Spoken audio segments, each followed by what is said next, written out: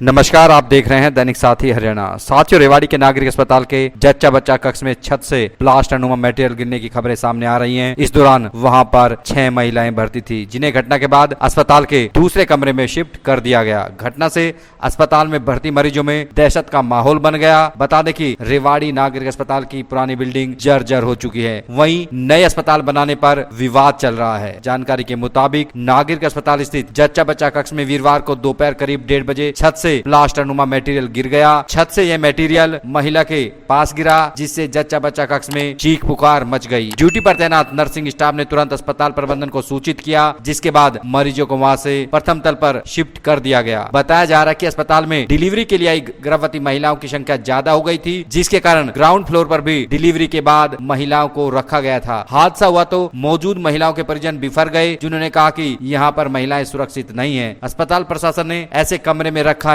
जहां पर कभी भी बड़ा हादसा हो सकता है। डिलीवरी के बाद जच्चा बच्चा को जिस कक्ष में रखा गया था, वहां पर चारों तरफ सीलन आई हुई थी। परिजनों ने कहा कि ऐसे कक्ष में महिलाओं को इन्फेक्शन होने का खतरा बना रहता है। बावजूद इसके अस्पताल प्रबंधन ने उन्हें ऐसे कमरे में शिफ्ट कर दिया। वहीं दूसरी ओर रेवाड़ी सिविल अस्पताल के पीएमओ डॉक्टर सुरेंद्र यादव ने कहा कि सीलन के कारण केवल पपड़ी गिरी थी। घटना के बाद सभी को दूसरे कक्ष में शिफ्ट कर दिया गया था। सभी सुरक्षित हैं। डिलीवरी के लिए आई महिलाओं की संख्या ज्यादा होने के कारण उन्हें आरक्षित रूम में शिफ्ट करना पड़ा था। ये जच्चा बच्चा वार्ड की बात है, जो हमारे ग्राउंड फ्लोर पे है, जिसको हम ऑलरेडी शिफ्ट कर चुके फर्स्ट फ्लोर। लेकिन 2 कमरे हमने अभी भी रखे हुए थे, क्योंकि पेशेंट ज़्यादा होते हैं तो इमरजेंसी वहाँ भी लिटाते थे। उसमें सीलन की वजह से ऊपर से जो पपड़ी है वो फूली हुई थी, जिसमें एक पार्ट छोटा सा पपड़ी का बेड पे गिर गया। तो वहाँ मरीज जो थे वो गर्भवती महिलाएं डिलीवरी के पास एडमिट थी। तो वहाँ अटेंडेंट्स ने आके कहा, स्टाफ ने वहाँ उसको हटाने के लिए, सफाई के लिए किया, तो उन्होंने मना कर दिया, नहीं हम मीडिया बुलाएंगे और दिखाएंगे। वो मेरे पास भी आए, हमने जाके देखा तो उस वार्ड को खाली करा के वो पपड़ी हमने हटवा दी है। और उसके बाद इसका, लेकिन बारिश की वजह से सीलन से वो बीच में बंद हो गया। और स्ट्रक्चरल ऑडिट इस बिल्डिंग का हो चुका है, जिसमें ये बताया गया कि सेफ नहीं है। स्ट्रक्चरल ऑडिट में सेफ नहीं है, इसलिए प्लान सिविल सर्जन लेवल पे डीजी लेवल से भी चल रहा है कि इस अस्पताल को शिफ्ट करने के लिए कोई बिल्डिंग रेवाड़ी में बनाई जाए, शिफ्ट किया जाए।